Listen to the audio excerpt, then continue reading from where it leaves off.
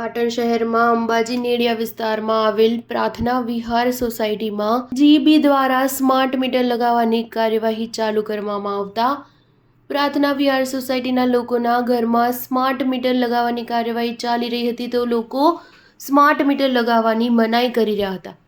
તેમ છતાં જીબીના કર્મચારીઓ દ્વારા તેમના ઘરમાં પ્રવેશ કરીને સ્માર્ટ મીટર બદલવામાં આવી રહ્યા હતા।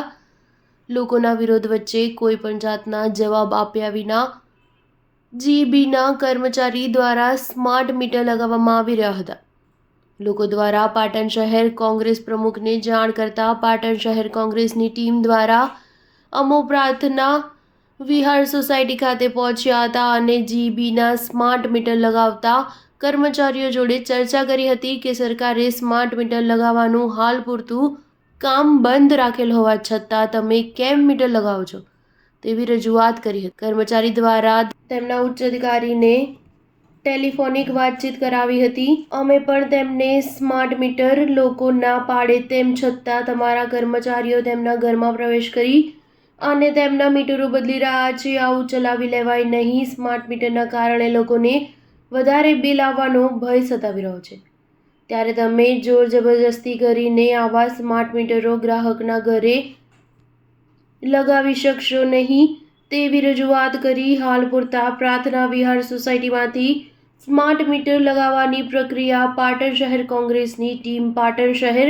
કોંગ્રેસ પ્રમુખ દીપકભાઈ પટેલ, દિનેશભાઈ સોલંકી, અમૃતલાલ પટેલ, યાસીનભાઈ સુમરા, દિનેશભાઈ ભીલ, હર્ષદભાઈ વર્મા, મુકેશભાઈ મીરચંદાની, સુરેશભાઈ પરમાર જેવા કાર્યકરો દ્વારા વિરોધ કરી સ્માર્ટ મીટર લગાવવાની કાર્યવાહી બંધ કરવામાં આવી છે। Star news 7 Patan. પાટણ શહેરમાં આવેલ પ્રાર્થના વિહાર સોસાયટીમાં જીબી દ્વારા સ્માર્ટ મીટરો લગાવવામાં આવી રહ્યા હતા। લોકો ઘરની અંદર સ્માર્ટ મીટર લગાવવાની ના પાડતા હતા, તેમ છતાં જીબીના કર્મચારીઓ દ્વારા ઘરની અંદર પ્રવેશ કરી અને ફટાફટ સ્માર્ટ મીટર બદલવામાં આવી રહ્યા હતા।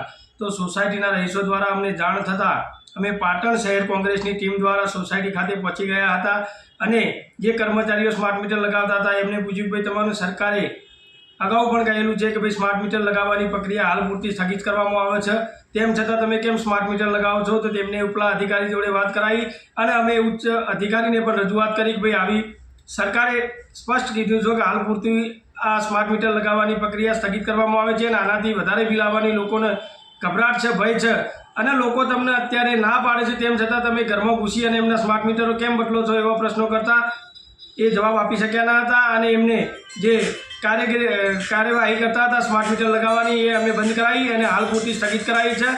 ધારાસભ્યશ્રી પણ આમાં લેટર લખવાના છે અને અમે આવેદનપત્ર પણ ટૂંક સમયમાં જીબીને આપીશું કે પાટણ શહેરની અંદર સ્માર્ટ મીટર ગરીબ અને મધ્યમ વર્ગના લોકો રહે છે, જેથી આ સ્માર્ટ મીટરની પ્રથાથી લોકો વીજળી વિહોણા બની જશે અને એમને પૂરતા પ્રમાણમાં વીજળી નહીં મળે, એમને અંધારપટમાં રહેવું પડશે, જેના કારણે અમે આ સ્માર્ટ મીટરનો વિરોધ કરી અને અત્યારે સ્માર્ટ મીટર બંધ કરાવવામાં આવે છે।